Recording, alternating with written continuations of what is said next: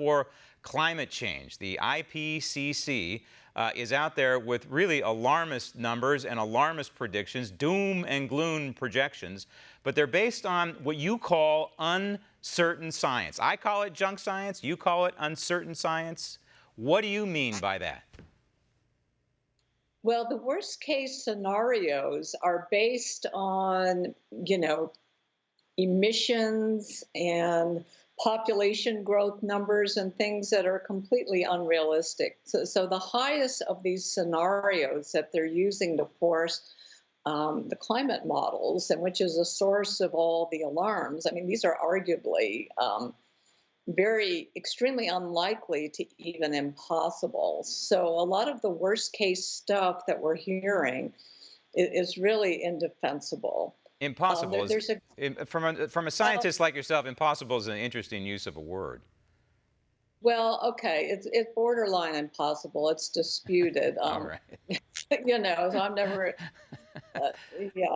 No, So I read your report, and your special report on sea levels in particular, and the results are fascinating. You've come up with, and I want to read just a little bit from it. It says, or you say, the alarm over sea level rise is not so much about the 7 to 8 inches or so that global sea level has risen since 1900. Rather, it is about projections of 21st century sea level rise from human-caused global warming. The IPCC is predicting 2.5 feet by the end of the 21st century. But again, this is what you and I would call worst case scenario stuff.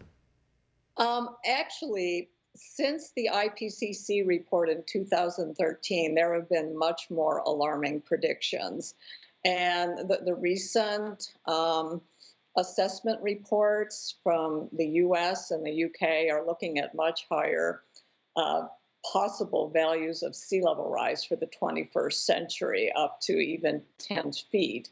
And some experts are even citing larger numbers. Hey, So the IPCC is looking pretty conservative at this point. But you say a lot of people pick 1993 as the year they begin looking at sea levels for whatever reason. But since 1993, your research is saying that these sea level increases are not unusual. And by the way, can I point something out here? We have this thing called the weather, which I think that's what climate change is, and weather changes. Sometimes, the Earth heats up, sometimes it cools, sometimes we have more ice on the polar cap, sometimes we have less ice. We had these things called ice ages, didn't we, in the history of the planet? And so I ask sometimes when I'm talking to people, I say, how did the ice age end exactly? Global warming. Well, there are many, many factors that cause climate to change. And the concern, the variations in the sun, volcanic eruptions, large-scale ocean circulations, geologic processes, and on and on. The concern that I have about this whole exercise is that they're only looking at one cause of climate change, increasing carbon dioxide in the atmosphere, and they're neglecting all these other factors and overhyped the carbon dioxide impact on climate change. So we're left with something that, to me, doesn't make a heck of a lot of sense. But the climate change alarmists are putting these carbon emissions off the chart, and you point to this in some of your research. But again, can I point something out that I learned in 5th grade?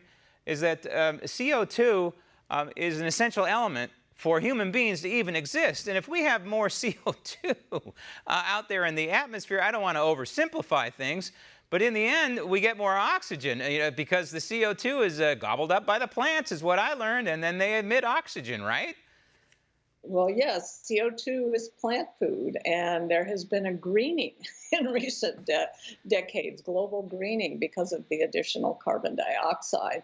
That said, the idea of carbon dioxide warming the atmosphere is a valid one. The question is how much and how important is this relative to all the other natural processes that influence our climate. The bottom line is, in your research, you conclude that there's no fingerprint linking global warming, if it even exists, global warming with my SUV or all of mankind. Is that correct?